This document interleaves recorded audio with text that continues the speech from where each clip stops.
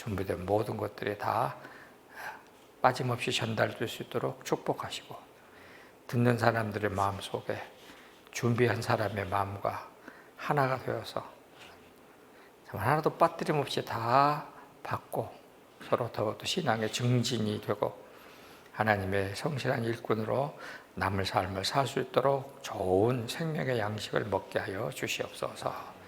오고 가는 발걸음을 지켜주시고 평안하게 하여 주시옵시고, 항상 성령께서 평안케 지켜보아여 주시옵소서. 이번에도 이제 시작합니다. 마칠 때까지 이번 한 학기도 지키시고 보아여 주시옵소서. 예수님의 이름으로 감사하며 기도하옵나이다. 아멘. 지난번에 베드로의 장모의 열병 치유에 대해서 아마 학기 말이 되어가지고 그때 제가 많이 피곤했고 너무 그래서 좀 정성스럽게 못했던 것 같아가지고 다시 조금 더 공부를 해서 보탰습니다. 베드로의 장모님, 그러면 먼저 이제 여러분들이 하나 알아야 될 것은 이스라엘 사람들의 가족 상황입니다. 그러니까 베드로의 가족은 베드로의 남동생 안드레, 거기 같이 살았습니다. 그러면은 모르긴 해도 이스라엘의 가족 구조에 의해서 안드레의 처가 쪽도 같이 있었지 않을까 그렇게 생각을 해봅니다. 그러면 베드로도 자기 처가의 장모님을 모시고 살았으니까 한꺼번에 살았습니다. 왜 그러냐 그러면은 이스라엘 사람들은 목의 중심 사회입니다. 확실하게 목의 중심 사회입니다. 그러니까 가정의 모든 중심권은 어머니에게 있고요. 그래서 지금도 이스라엘 사람들은 이스라엘 사람이라는 증명을 뭘로 하냐면 어머니로 합니다. 그러니까 어머니가 이스라엘 사람이면 그거는 이스라엘 사람이에요. 그런데 아버지가 이스라엘 사람이라고 해서 증명이 안 됩니다. 지금도 이스라엘은 목의 중심으로 갑니다. 그거에 대해서 여러 가지 이제 얘기를 하고 있습니다. 자, 그러면은 이스라엘 사람들은 또 이야기가 또 옆으로 조금 갑니다.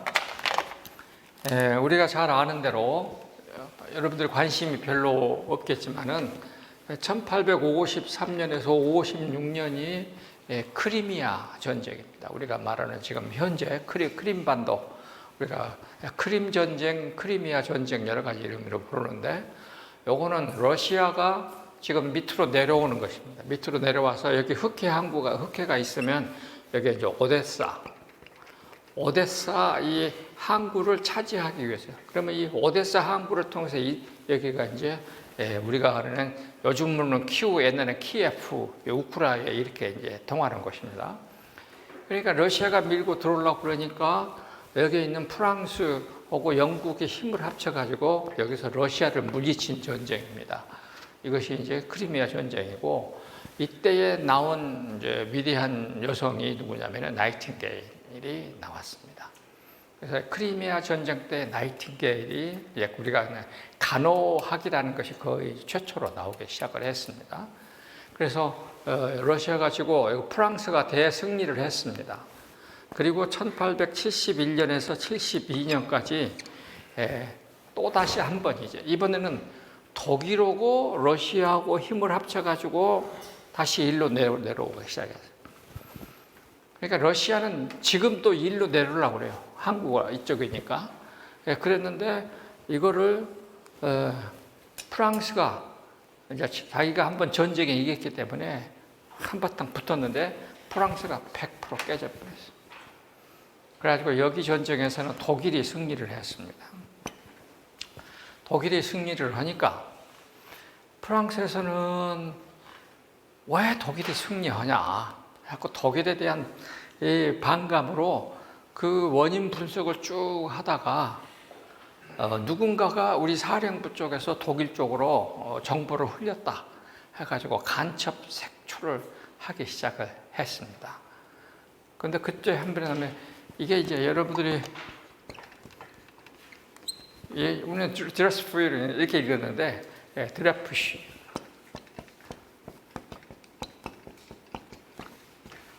드레푸시 포병 중령이었어요. 그러니까 프랑스 우리말로 육군 본부의 포병 중령이었는데 이분이 유택의 프랑스 사람이었습니다. 그리고 이 사람이 그 문서 하나가 독일 쪽으로 넘어갔다는 것이 발견이 됐는데 그 필체를 보니까 이 사람 필체하고 똑같다 하고 우격다짐을 해가지고 이 사람을 집어넣어가지고 아주 심하게 재판 해가지고 이 사람이 이제 감옥에 가게 됩니다. 어디로 가자 그러면은 여러분 여기 남미에 이렇게 가면은 여기가 브라질이고 여기가 프랑스령 가이아나, 여기 화란 가이아나, 영국령 가이아나, 혹시 알라 이름 들어보시는 건 몰라요? 기아나. 여기 프랑스령 기아나에 있는 섬이 있는데 그게 옛날 여러분 빠삐용 영화 보셨죠? 그 감옥소입니다. 그러니까 프랑스도 최악질만 보내는 감옥. 그래서 드레포시를 일로 보냈습니다. 여기 그 화란령 가이아나, 지금 수리남이라고 이제 이름이 나라가 바꿔졌습니다. I've been here 4 times. 이 먼 데까지 4번 가봤습니다. 나는 자마이카도 4번 가봤습니다. 하여튼 많이 돌아다녔어요. 이 영국령은 지금 그 옛날에 미국의 사이비 종교 짐 존스라는 사람이 가가지고 한 500명 한꺼번에 죽은 곳이 그 짐 존스, 이게 영국령.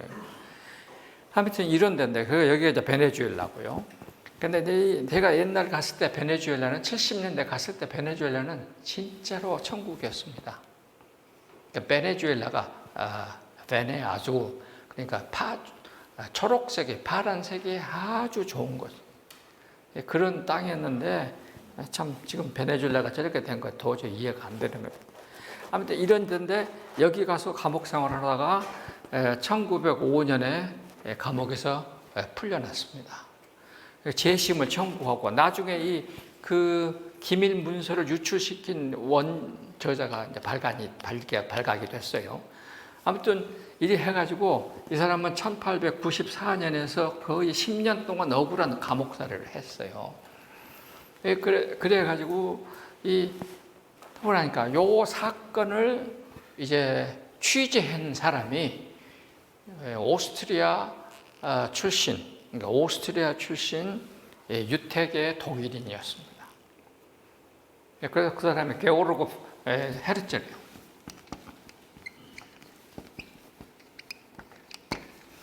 이 게오르그 헤르츠라는 사람이 신문 기자였는데 이분이 이제 법학을 공부하고 했는데 이분이 제 아무리 뭐 해도 당시 유럽이 말을 들어주지 않아가지고 그래서 이 사람이 요 이야기를 듣고 이 상황을 보고 자기가 이제 부르짖은 거예요.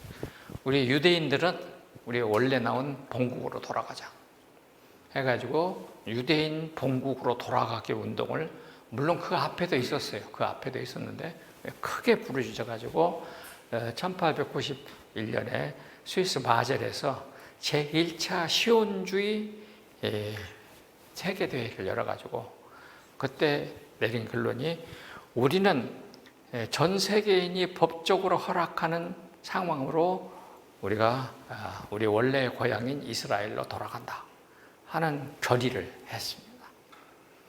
그랬는데 이 사람은 일찍 죽었습니다. 헤르츠는 1906년에 일찍 죽었습니다. 그리고 나중에 이제 드레푸시는 1935년까지 살았어요. 어찌됐든지 간에 이리 해가지고 우리가 잘 아는 대로 1948년 5월 달에 지금 현재 이스라엘이라는 나라가 이제 탄생을 했고 이스라엘 나라에 여러분이 혹시 이런 이름 들어보셨어요? 벤구리온? 벤구리온. 이스라엘 독립전쟁의 선구자고 이스라엘의 지금 초대 총리입니다. 현 우리가 말하는 유대 이스라엘 초대 총리인데 이 사람이 나라를 세우고 헤르츠를 이렇게 해가지고 예루살렘의 가장 높은 산에다가 이렇게 시신을 모셔와서 여기다 안장을 하고 독립의 아버지 해가지고 여기를 헤르젤 마운트 이렇게 이름으로 이 사람 이름을 하고 그래가지고 여기다가 국립 우리말로 현충원을 만들고 거기에다가 이제 우리가 이제 2차 세전 끝나고 어찌 될 것입니까? 지금 우리가 말하는 홀로코스트 그 박물관 야드바셈 그것도 옆에다 이렇게 만들고 옛날 여러분 쉰들러 리스트 영화 봤죠? 거기도 여기다 그 사람도 여기에 이렇게 있고 이렇게 해서 이스라엘의 현지입니다. 그러면 유대인들에게 있어서의 예루살렘은 뭐냐? 예루살렘은 우리가 잘 아는 대로 우리가 성전이 있는 곳이에요. 성전에서는 뭐냐? 죄 사면에 뭐가 있습니까? 지성소가 있고 지성소 위에 시은소가 있고 자기들은 이곳이 있는 곳이 예루살렘이에요. 그러니까 여기서만 제사를 지내고 여기 가야지만이 죄가 사면된다고 믿습니다. 그런데 유대인 아닌 팔레스타인 쪽은 뭡니까? 왜 예루살렘을 가려고 그럽니까? 그 사람들은 모하메드가 하늘로 승천한 장소가 여기라고 생각을 합니다. 모하메드가 승천했다고 보는 거예요. 우리는 예수님이 여기서 승천했어요. 근데 이슬람은 모하메드가 마지막 여기서 승천했다는 거예요. 그러니까 자기들도 하늘나라로 가려면 여기에 가서 마지막 성지 순례를 해야 하늘나라에 가는 것입니다. 그래서 우리가 말하는 회교도는 이제 571년에 모하메드가 우리가 말하는 사우디아라비아의 메카에서 태어났습니다. 그래가지고 메디나에 가서 이슬람주의를 만들고 이 사람들이 638년에 예루살렘을 가서 무너뜨립니다. 예루살렘을 점령해요.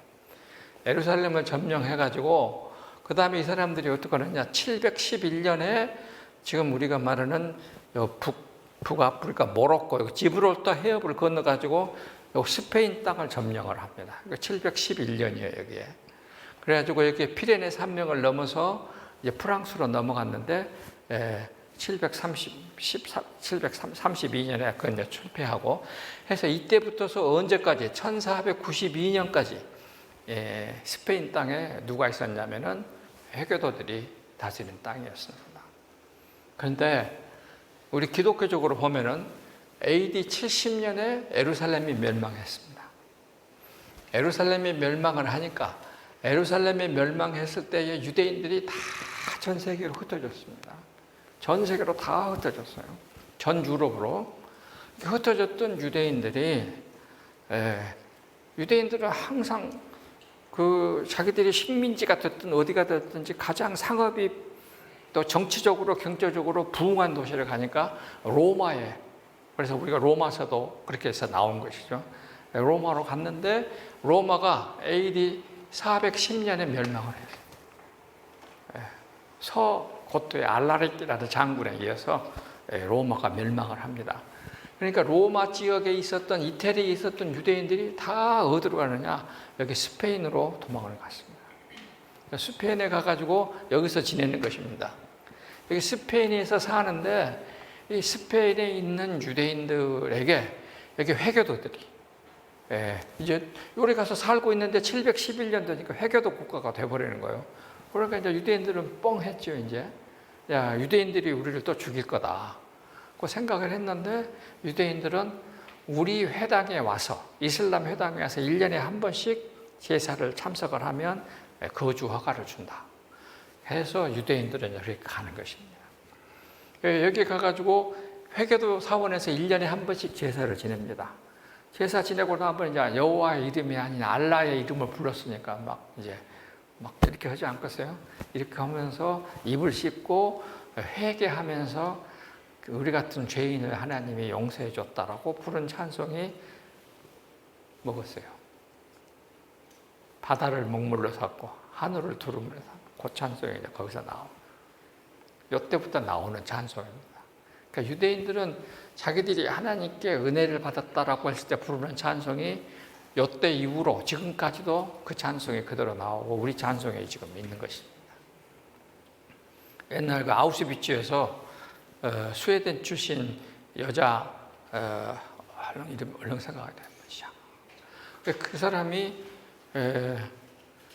이제 유대계로 잡혀 들어갔는데 그때 비타민 한 병이 있었어요. 비타민 한 병이 있었는데 하여튼 홀라당 벗고 들어갔는데 자기는 그것이 안 들켰어. 그래가지고 거기에 있는 동안에 그 같은 막사 안에 있는 유대인들에게 매일같이 기적이 일어났어. 오병이어에 매일같이 한 방울씩 전부 다 입에 넣어줬는데 감옥에서 나올 때까지, 아우슈비츠 나올 때까지 그것이 닳지 않았어.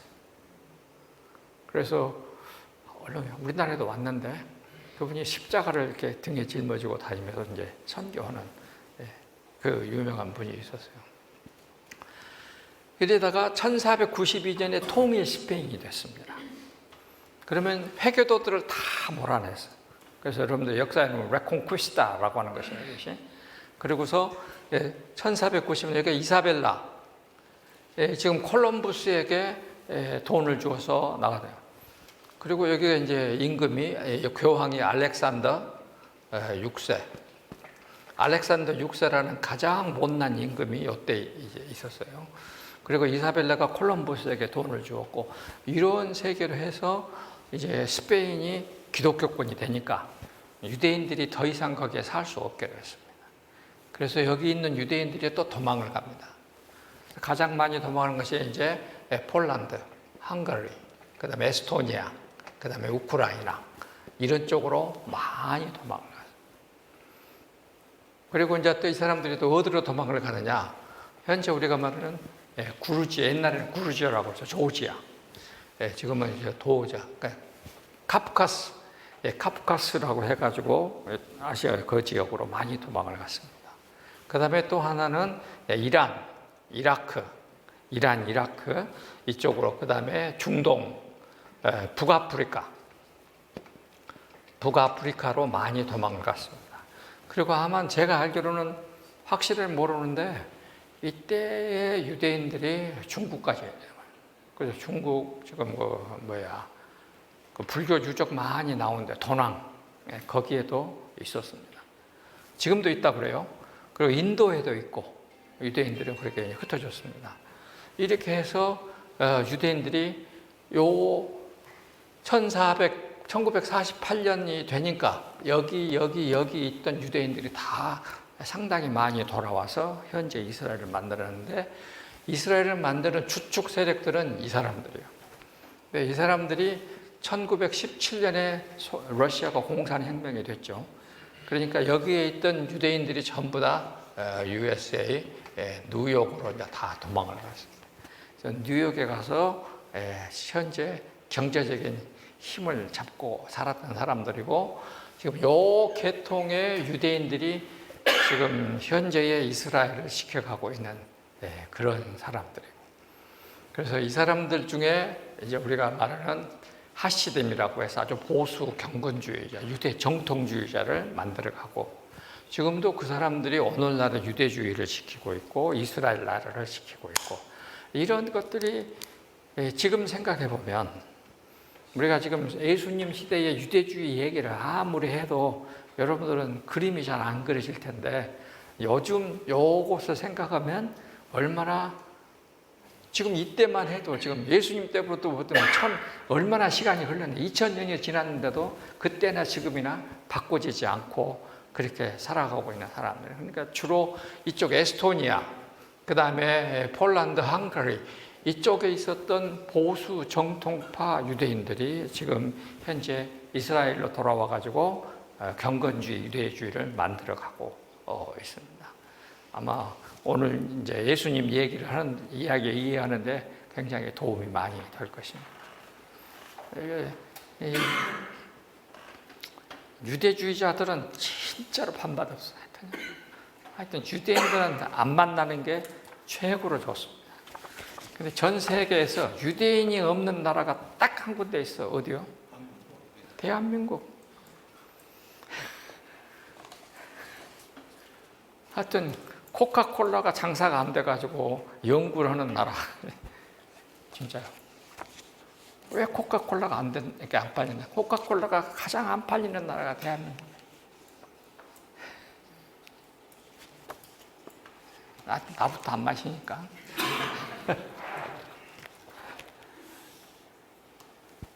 자, 이런 상황입니다. 그러니까 지금 우리가 말하고 있는 베드로의 장모의 집에는 안식일 날 예수님의 가버나움에서 말씀을 선포하시고 귀신 들린 청년을 교회에서 귀신을 쫓아내게 한 다음에 예수님이 지금 베드로의 집에 가셨을 것입니다.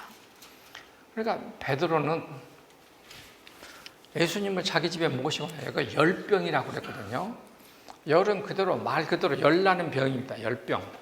우리가 흔히 열병 하면은 장티푸스를 얘기하는데 그것과 연결되는 일은 잘 모르고 있어요. 그러나 헬라 말로 하면은 불이요, 불, 몸이 불덩어리 같은 병이었습니다. 불에서 왔다는 요 헬라 말이요 그대로 불이란 단어입니다. 그래서 베드로의 장모의 얘기를 마태, 마가, 누가는 다 기록을 했습니다. 이 말은 뭐냐면은 초기 기독교 전승에서 마태, 마가, 누가에게 전부 다 그것이 필요했던 전승이라는 것입니다.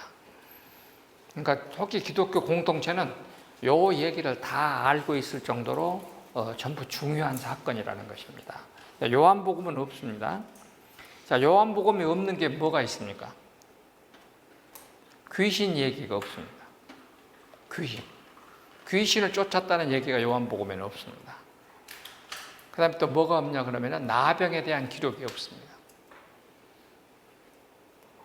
병 얘기가 다 나오는데 요한복음에는 그 요한복음은 비교적 병을 고쳤다는 부분 얘기가 그렇게 많이 나오지 않습니다.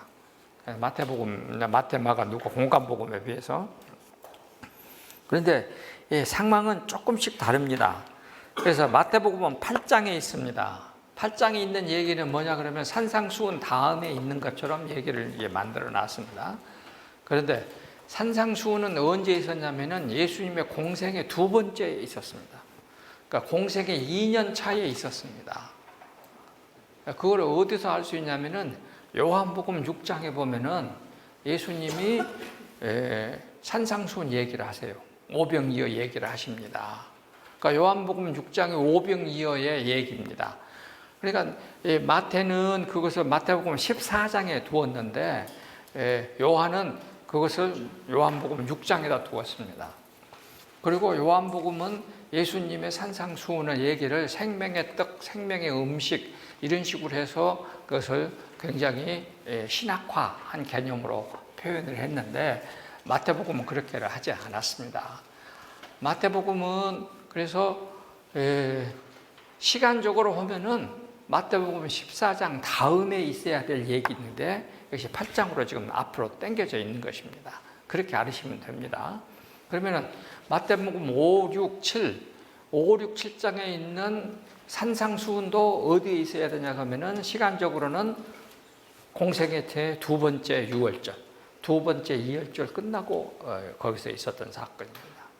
그러니까 시간적으로는 그렇게 됩니다. 그래서 지금 제가 쓰고 있는 부분이 산상수훈 지금 쓰고 있습니다. 산상수훈 그 다음에 이제 팔복 얘기 이제 쓰고 있는 것입니다. 여러분들은 그 마태복음 5, 6, 7장에 나오는 산상수훈은 여러분들이 지금까지 성경 읽어보신 경험에 의해서 무슨 내용 같은가요?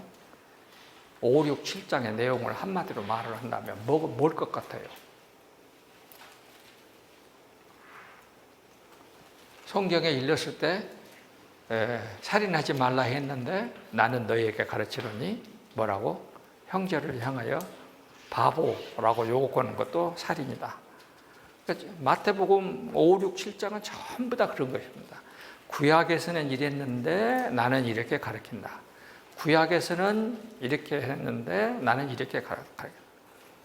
전부 다 그렇게 되어 있어요. 그러니까 산상수훈의 핵심은 지금까지 전통적인 유대주의적 구약 성경 해석을 예수님 중심으로 바꾸는 재해석인 것입니다.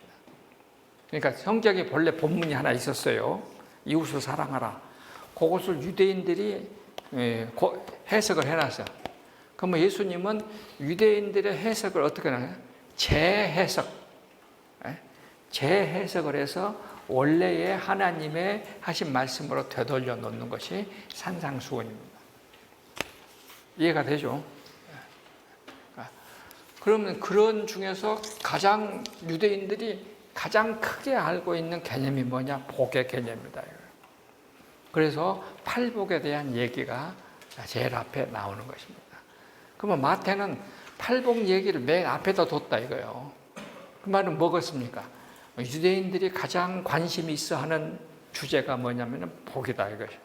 그래서 이 복에 대한 새 개념으로 설명을 하면 유대인들이 가장 잘 이해를 하겠다 해서 거기다 앞에다 둔 것입니다. 그럼 복의 개념이라고 하는 것은 나중에 이제 우리 수업 시간에 하겠는데 그것은 하나님과 나와의 관계의 재설정이에요. 하나님과 나와의 관계 재설정. 쉽게 말하면은 심령이 가난한 자는 하나님의 볼. 그 다음에 뭐요? 애통하는 자는 그 다음에 6절에 3, 4, 6절이요. 6절에 뭐라고 그랬습니까? 뭐라고? 의에 줄이고 목마른 자는 복이 있나니. 8절에는 뭐라 그랬어요? 마음이 청결한 자는. 그러니까 하나님과 나와의 관계를 맺으려면 3, 4, 6, 8이요. 3, 4, 6, 8. 그 4개 구절을 지키면 하나님과의 관계가 성립이 되는 거예요. 그것을 기초로 해서 이웃을 만나는 거예요. 이웃에게는 어떻게 합니까? 온유한 자는 복이 있다니. 궁휼을 여기는 자는 복이 있다니. 이웃에게는 온유와 궁휼로 대하라 하는 것입니다. 그래서 하나님과 관계가 맺어진 내가 거기다가 이웃을 보태는 거예요. 그래가지고 우리가 나가서 사회를 하나님의 만드신 세계를 만나는 것입니다. 세계에 나가서는 화평케 하라. 그 다음에 옳은 일을 위해서 핍박을 받아라. 그러면 복이 있는 것이다. 이렇게 풀어나가는 것입니다. 그래서 이 마태복음 5장에 나오는 팔복은요, 우리 기독교인의 자기 자아 정체성을 형성하는 가장 중요한 대선언입니다. 그러니까 먼저는 뭐라고? 나와 하나님과의 관계를 맺어라. 3, 4, 6, 8. 그 관계를 가지고 이웃을 만나라. 7, 8절. 5절, 7절. 그러고 나서 그것으로 더불어서 공동체를 이루어라. 9절, 10절. 이렇게 이루어져 있습니다. 그래서 그 산상수훈 다음에다가 베드로의 집에 가서 베드로의 장모의 열병을 치료하는 것입니다. 그러면은 여러분 표를 보세요. 마태복음은 베드로의 장모의 손을 만지시고 일으키셨습니다. 마가복음은 손을 잡아 일으켰다고 그랬어요. 누가복음은 열병을 꾸짖어서 내쫓았다. 이렇게 각각 다르게 표현을 했습니다.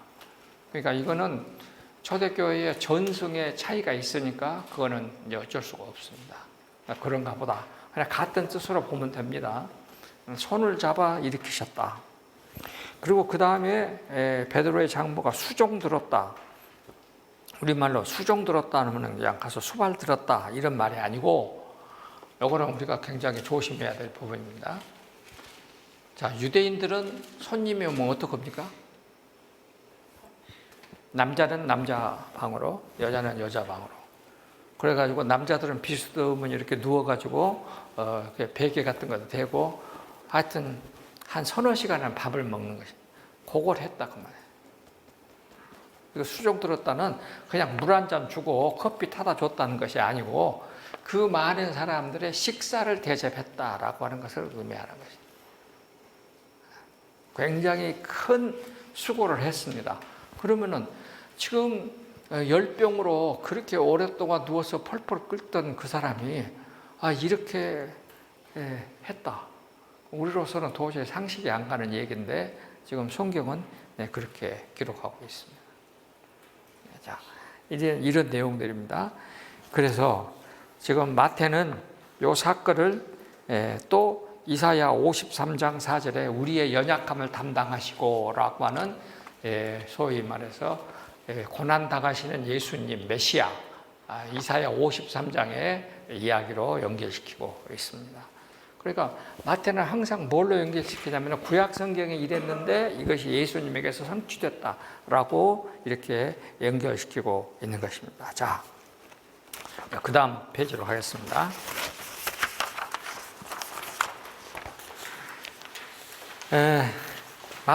마태의 구도는 지난 학기 여러분들 다 벌써 잊어버렸지만은 마태의 구도는 항상 뭐라고요? 구약의 예언, 예수님에게서 실현.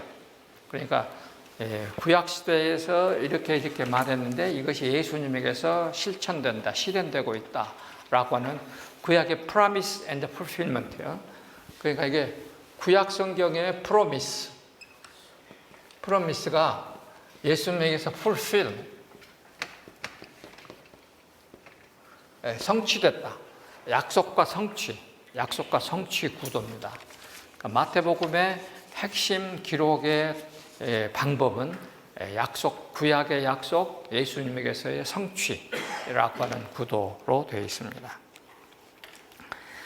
자, 이 페이지 맨 위에 마태는 동포 유대인들에게 구약의 예언이 예수님에게서 성취라는 시각으로 복음서를 기록하였으므로 그것을 하나로 기록한다. 마태는 예수님께서 산에서 복음을 전하신 후에 마태복음 5, 7장 산에서 내려오셔가지고 나병 환자를 먼저 낫게 하시고 그 다음에 백부장의 하인의 중풍병을 고치시고 그 다음에 베드로의 장모의 열병을 치료하는 사건으로 이어지고 있습니다.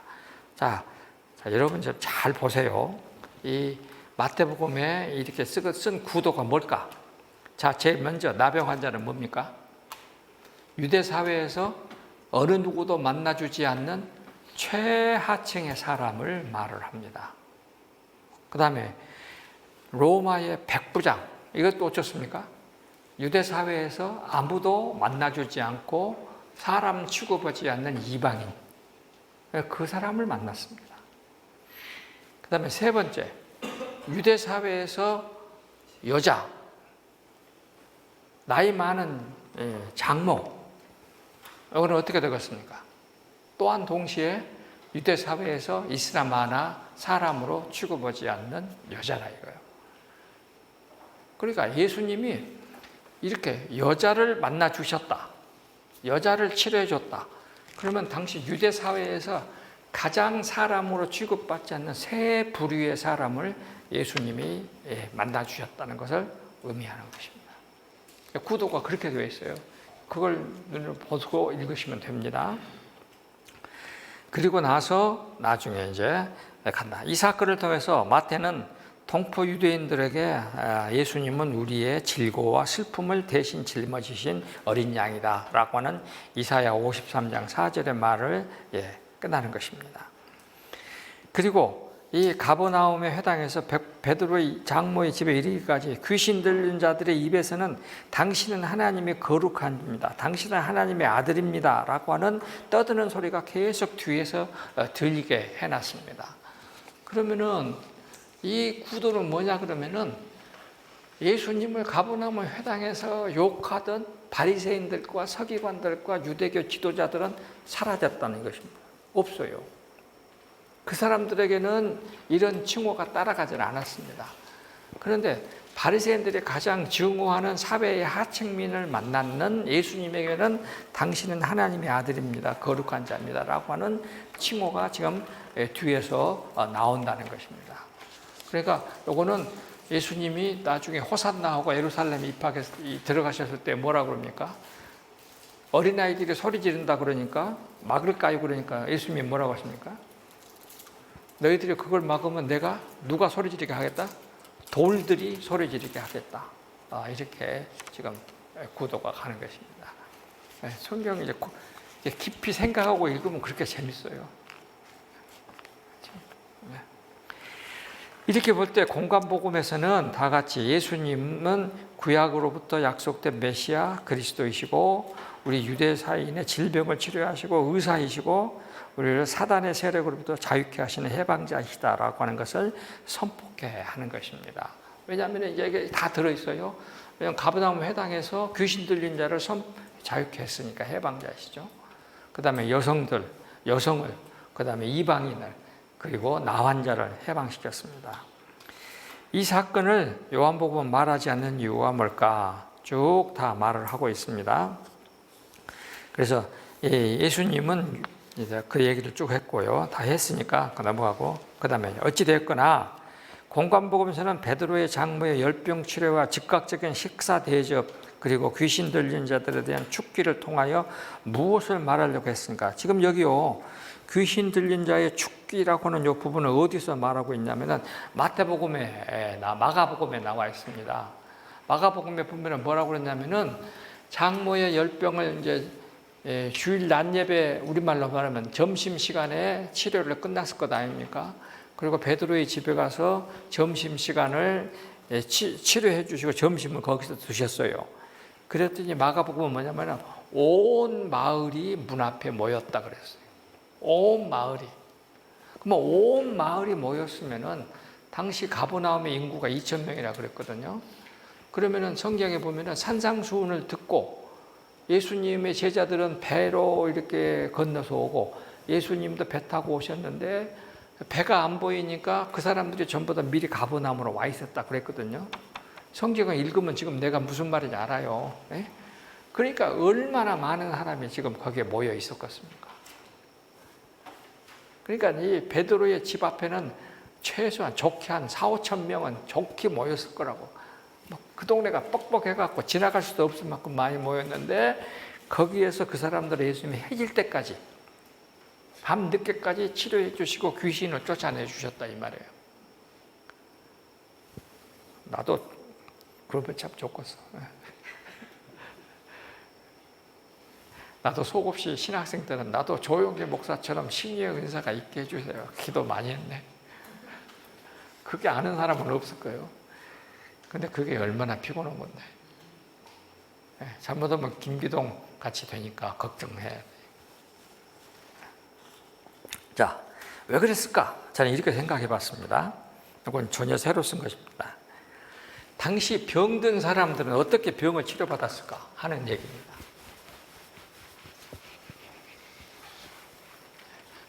성경에 병 낫는 얘기가 첫 번째 병은 지금 제일 많이 있는 병이 뭡니까? 성경에 요 순서대로 한다면 열병, 그 다음에 귀신, 그 다음에 열병이요. 열병이 아주 많이 나옵니다. 중풍병 얘기가 2번이나 나옵니다. 그 다음에 뭡니까? 수종병은 배가 이렇게 드랍시 해가지고 배가 이렇게 불러서 우리 복수 차는 병을 수종병이라고 그랬습니다. 그 다음에 또 무슨 병이 있습니까? 나병, 그 다음에 말 못하고 듣지 못하고 눈 먼 맹인, 주로 이런 질병. 그 다음에 또 이제 많이 나오는 것이 걷지 못하는 와병, 누워있는 사람, 걷지 못하는 사람 얘기들이 많이 나옵니다. 그러니까 이런 사람들을 이제 그때 당시는 이제 여러분들의 배경 설명을 내가 해야 됩니다. 얘기를 하려고 그래요. 여기 좀 닦고요. 지금 이 예수님이 살았던 당시에 이스라엘이라고 하는 나라는 어떤 땅이냐 그러면은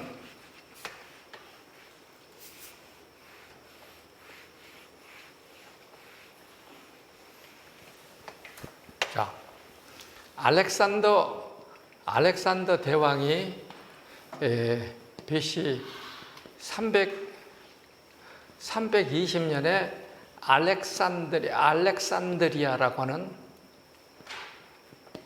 도시를 건설했습니다.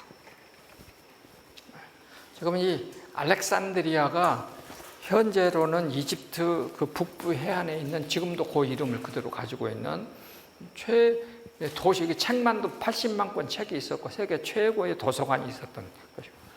그런데 그러면은 자, 유대인들을 봅시다. 유대인들은 BC 536년에 팔레스타인으로 돌아왔습니다. 그러면 요 사이에 70년 동안에 유대인들은 무슨 것을 접했냐면, 지금까지 유대 나라에서 보지 못했던 점성술, 페르시아의 점성술, 그 다음에 마술, 그 다음에 각종 신접술, 이런 것들을 접했어요. 그러면 요거가 그대로 있는 동네가 어디냐 하면 이집트요. 이집트도 똑같다. 그러면 당시 사람들은 아프면 어떻게 해서 병을 낫겠습니까? 요 방법으로 병을 낫다 이거죠. 근데 요것이 요리 건너왔어요. 히랍으로. 히랍은 요것이 건너와가지고 여기다가 플러스 철학, 신화, 요것이 첨가가 됐어요. 그러니까 히랍은 철학과 신화가 첨가가 됐어요. 그러면 요것이 그대로 있는 도시, 유대인들은 히랍에 있는 알렉산드리아에 왔는데 요거 플러스 요것이 있는 도시가 어디냐? 여기요. 여기에 유대인들이 얼마가 있었냐면은 300만 명이 살았어요. 그만큼 많이 유대주의 사람들이 여기에 모여 있었어요. 그러니까 유대인들이 살았던 이 삶의 배경은 이것이 그대로 로마까지 이어져 갖고 지금 팔레스타인으로 온 것입니다. 그러니까 예수님 시대의 유대인들은 이것과 이것이 결합돼서 여기서 이제 의사도 나오고 의술도 나오고 각종 지금으로 보면은 여기서도 의사하고 의술이 나오기 시작했죠. 이런 것들이 전부 다 겹쳐져 가지고 유대인들에게 왔는데 베이식은 항상 이쪽이었어요. 베이식은 항상 이쪽으로.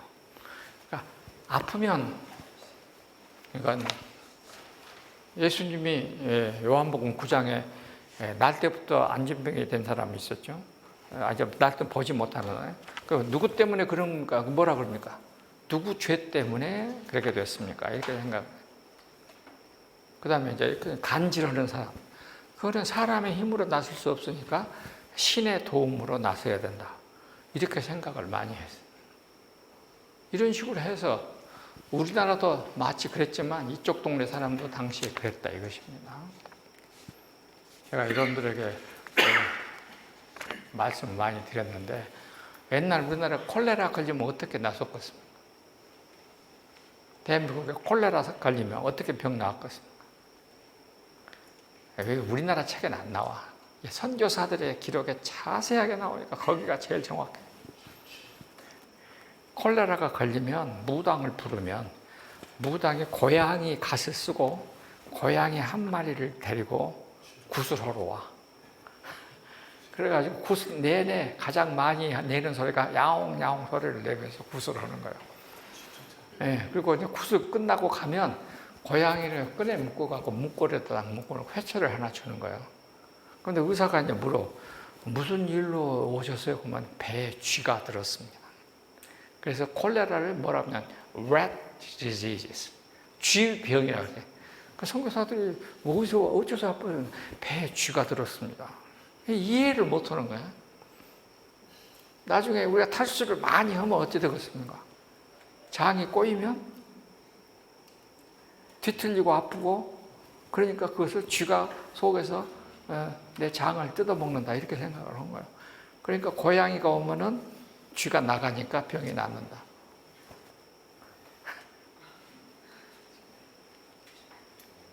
이것이 우리나라의 당시 민간의 콜레라 퇴치법이었어요.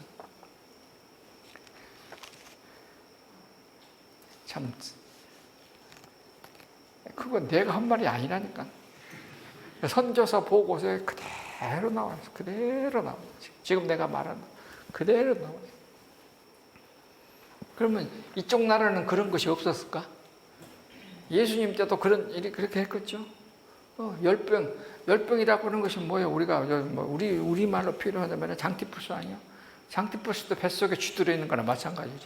그것도 열나고, 그것도 다 탈수고, 그러니까 뱃속에 쥐 들어있는 거나 마찬가지지.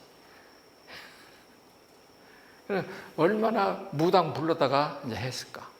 이런 얘기가 되는 거예요. 그러니까 이 헬레니즘적이고 요것을 우리가 뭐라 그러냐면은 그러니까 BC 536년에서부터서 AD 70년까지 요 기간 동안은 지중해 연안에 있는 팔레스타인을 중심으로 하는 모든 나라들이 전부 다 하나로 모여갖고 모든 사상들이 다 믹싱되고 하나가, 그래서 이것을 혼합주의 시대라고 그래요.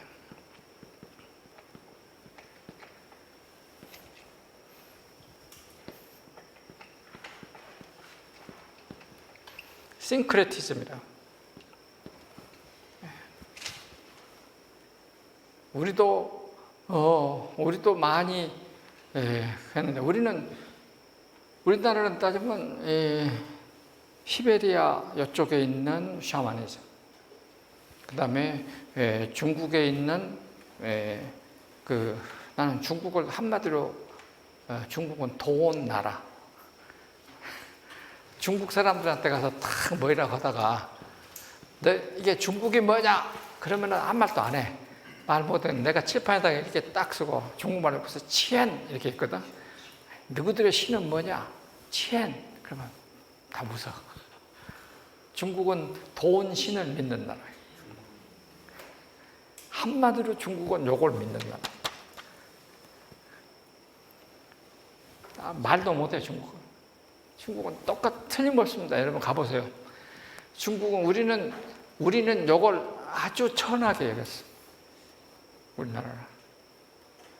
그러니까 우리는 그래도 일본은 진짜로 미신의 나라. 그리고 일본에 여러분 가서 보세요. 하여튼 성적으로 너무너무 타락한 나라.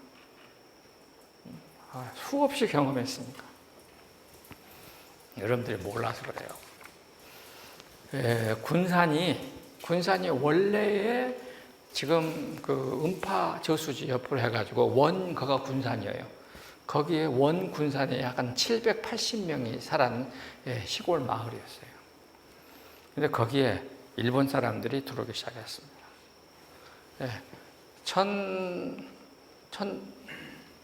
1898년 군산이 개항이 됩니다. 그리고 그때부터 5월달 이후로 일본 사람들이 들어옵니다. 그래가지고 1908년에 일본 사람들이 약 5,300명 살아요. 지금 우리가 말하는 월명동 그쪽에 다. 일본 사람들이 와서 개간을 합니다. 신흥동, 월명동 그쪽으로. 그럼 5,300명 중에 절반, 2,500명이 여자예요. 그러면 2,500명 여자 중에 또 2분의 1, 1,250명이 뭐 하는 영이나 기생, 창기, 창력, 예기, 창기, 예창기다. 그러니까 군산이라고 하는 이 일본 문화가 들어가 있는 도시는 전부 다 이렇습니다. 그래서 지금도 군산은 요 물이 아직도 안 빠져. 여러분들 가서 군산 보시면은 무지막지 않는 동네예요. 목포도 똑같아. 익산 똑같아. 익산 비슷해. 왜 이렇게 된다고? 그러니까 일본은 아주 하나님이 복음이 들어가지 않도록 딱 막으셨다고 할 수는 없지만은 그런 사회에 복음이 들어갈 수가 없는 사회예요. 여기 돈이 신인 나라 복음이 안 들어가. 절대 안 들어가. 그런데 우리나라는 이것도 아니고 이것도 아니고. 진짜로 우리는 하나님이 복음이 들어오도록 딱 만들어 놨어요. 그러니까 한국 교회가 이렇게 부흥하게 된 가장 기본 원인은 이러한 나라의 구조를 조선 왕조가 들어서면서 만들어 놓은 거예요.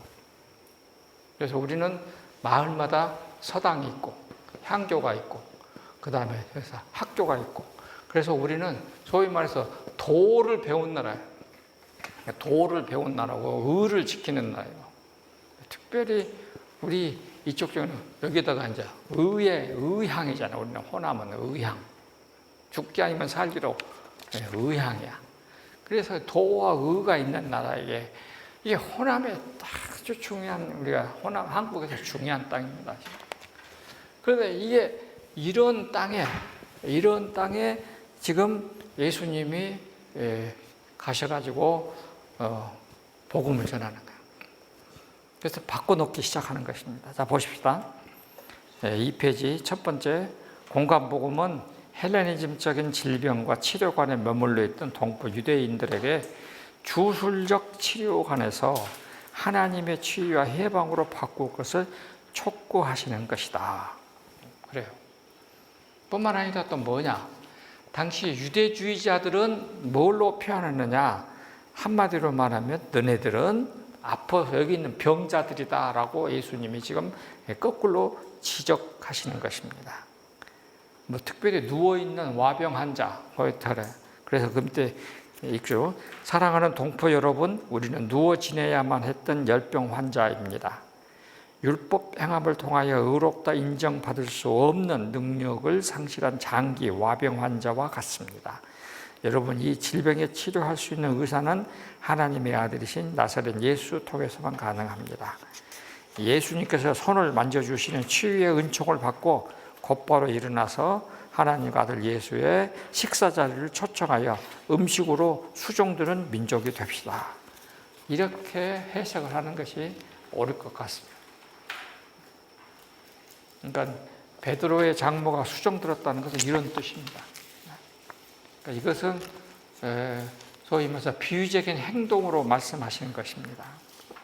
그 다음에 3페이지, 공간복음서는 유대주의를 치료받아야 할 환자로 보고 있습니다.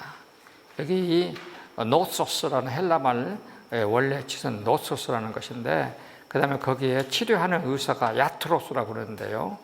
이 야트로스라는 이 헬라말에서 온 영어 이름이 아마 여러분 영어에 제이슨이라고 영어 나오죠. 제이슨, Jason. 이것이 야트로스라는 말과 같습니다. 그러니까 영어 이름에 이렇게 기원을 쭉 들어가 보면은요, 헬라어의 이름에서 많이 왔습니다. 직업에서. 그러니까 이 제이슨은 의사, 그러니까 부모님이 의사였던 사람이 이제 많습니다. 그 다음에 이제 우리가 피터 드러커, 혹시 여러분 아시려면 미국의 유명한 경제자 피터 드러커, 누르켄 독일어요. 인쇄하다, 누르다. 그러니까 피터 드러커는 아버님이 독일의 드러커, 인쇄하는 사람의 후손이었을 것입니다. 이렇게 거슬러 올라가면 그런 거 많이 찾아져요. 야트로스였습니다. 왜 그렇게 보았을까? 왜 그렇게 보았을까 하는 것입니다. 거기다가 가운데 중간에 유대주의라고 하는 것을 한마디로 말하면은 인간적 조작의 명수들이다 이거예요. 하나님의 말씀을 human fabrication이라는 말은 이건 조작이라는 말로 번역하는 게 좋습니다. 자기가 나름대로 그것을 짜 맞추는 거죠. 그러니까 유대주의는 한마디로 뭐냐?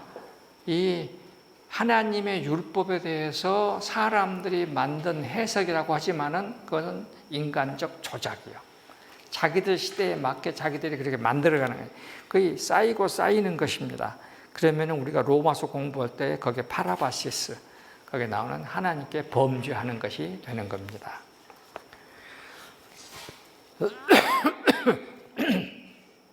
자, 니은. 질병 치료와 하나님 나라의 관계라고 했을 때에 말하고, 거기 헬라말 두 번째 패러그래프, 병들다, 앓다 하는 말은 나쁜 것이다. 포네로스라고 그랬어요.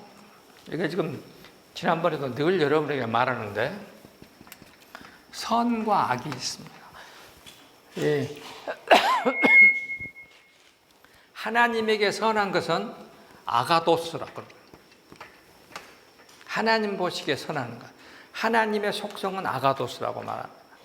하나님 보시기에 나쁜 것, 이거는 포네로스. 거기서 포네로스. 이거는 포네로스라고 하는 거예요. 그러면 사람과 사람 사이에 선한 것, 이거는 칼로스. 사람과 사람 사이에 나쁜 것, 카코스. 이렇게 말을 합니다. 그러니까 사람들이 내가 병들었다라고 했을 때는 하나님 앞에 무슨 악한 짓을 했기 때문에 왔을 것이다 하는 생각을 다 한다는 것입니다. 여러분들도 뭐 가끔 교회에서 무슨 일 아프다 그러면은 그럴 줄 알았어 속으로는 그러고 있을 거야 아마. 그러면 안 돼. 이게 사람들이 갖는 그런 생각이야. 저래 갖고는 하나님 벌 받지. 누구한테는 꼭 그렇게 말하고 싶어 지금. 이렇게 생각하는 거죠. 예. 그 다음에 이제 병들다는 이렇게 해서 이쪽은 허약하다. 이쪽은 강하다. 이렇게 돼요. 그러니까 연약하다, 허약하다, 연약하다. 다 여기에 해당이 됩니다.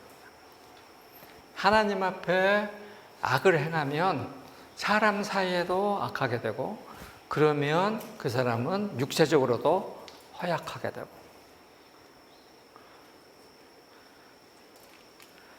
내가 이제 이 나이 되어서 하는 말인데, 이 나이쯤 되니까 내 친구들 중에 하늘나라 입학한 사람이 참 많아. 근데 그 사람들 다 보니까 학교 다닐 때 공부도 열심히 하고 좋은 직장 가졌어. 근데 뭘 좋아하셨느냐? 내가 보니까 술, 담배는 물론이고, 담배 피면서 쪽을 치고 앉아갖고 3박 4일 요거 해요, 요거. 3박 4일 앉아갖고 이렇게 해봐. 어떻게 된가, 몸이.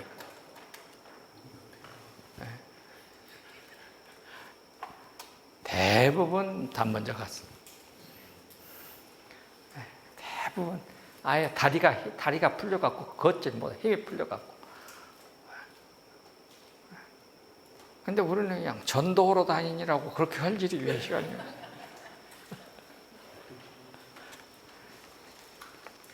하나님이 나를 어째서 이삐 봤을까 생각해 봤어. 내가 청년회 회장을 맡았습니다. 그때 우리 회원이 75명 됐어. 그때는 뭐 다 걸어 다녔어. 우리 동네에 다 살았지만은 토요일 날 내일 교회 와라. 전부 신방했어. 주일날 9시 예배인데 7시에 집에 나서갖고 교회 가자고 다 깨우고 다녔어. 그래갖고 교회 예배 끝나고 나서 빠진 사람 있으면 또 다 그 집에 갔어. 이렇게 그걸 한 2년 했어. 그러니까 난 전도사 시켜주더라고.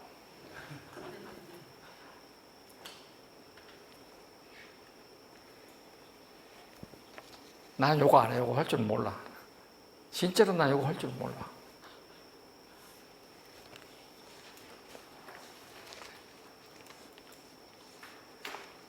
하여튼 조심해야 돼.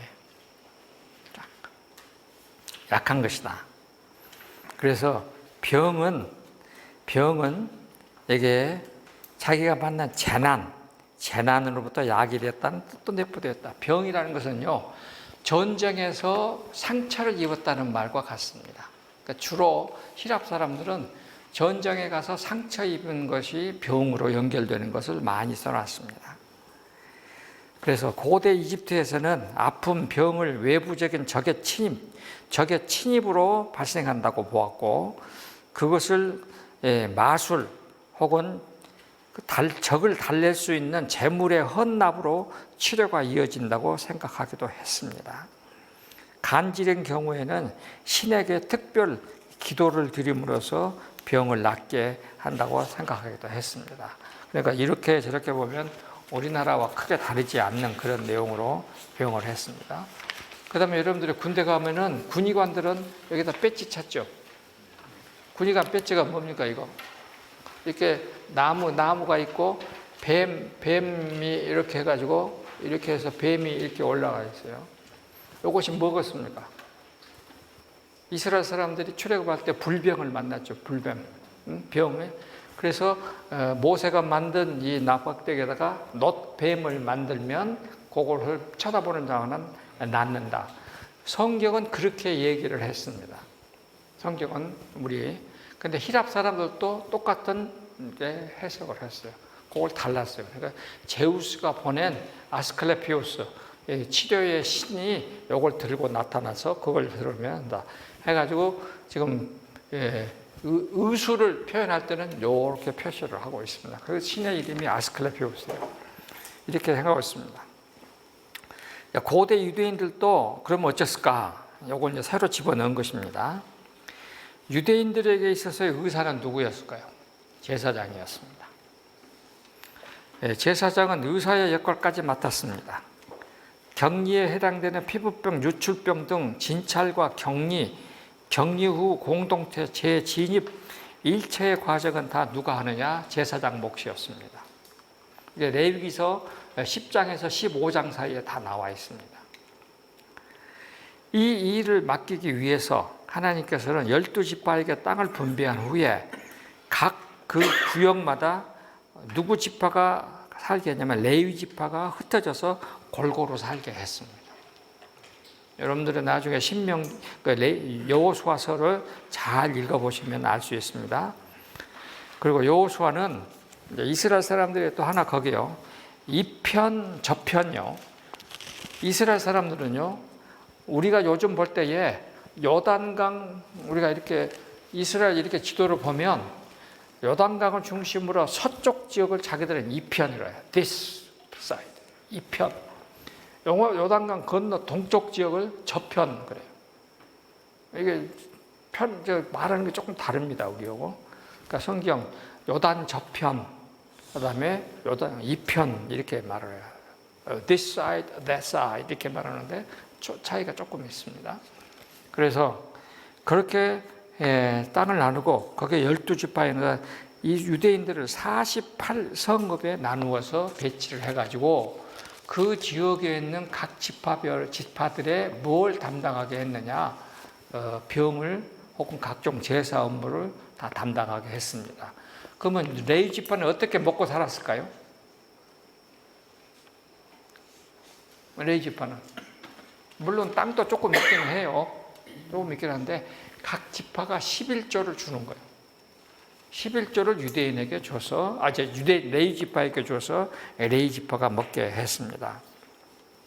그런 상황일지라도 유대인들 사이에서는 각종 급성 질병이나 고질병, 난치병의 경우에는 가나안 원주민들 사이에서 성행했던 샤머니즘에 의지하는 경향이 있었고 여기에 동원되는 치료사들이 무당이었고 이런 무당은 모세의 율법에 다 죽이라고 했기 때문에 활동은 비밀스럽게 그러나 활발하게 민간인들 사이에서 성행하였을 것으로 볼 수 있습니다. 아무리 무당을 우리가 싫어해도 교회 다니는 사람도 무당한테 많이 갑니다. 여러분들이 몰라서 그러죠? 몰라서 그러죠. 진짜입니다. 진짜로. 제가 지금부터 하려고 하는 말은 여러분들의 다 비슷한 유형으로 다 들었습니다. 저는 이제 광주 양인교를 다녔으니까 거기도 한 1,500명, 2,000명 모이는 큰 교회니까 우리 부목사들이 많이, 우리 제자들도 많이 가고 그럴 거 아니에요. 여자 목사들도 많이 가고 어느 날 한 분은 나한테 와서 그래. 큰일 났습니다. 뭔 일이요? 그랬더니 자기 구역에 있는 한 권사가 점을 치러 갔는데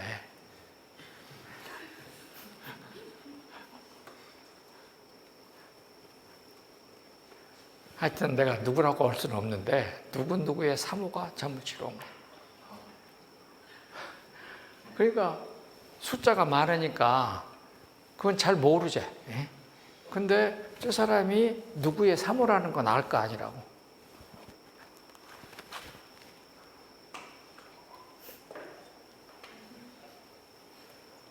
그냥 보통 일이 아니요. 이런 이야기들이 각 교회마다 다 비밀스럽게 전설로 지금 돌아다닐 거예요.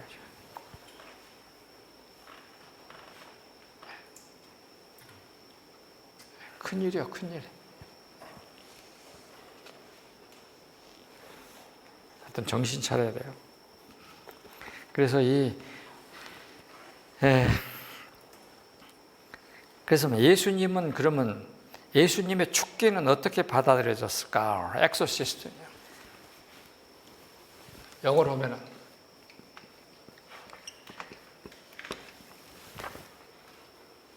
한 시간 되었네. 쉬었다 합시다.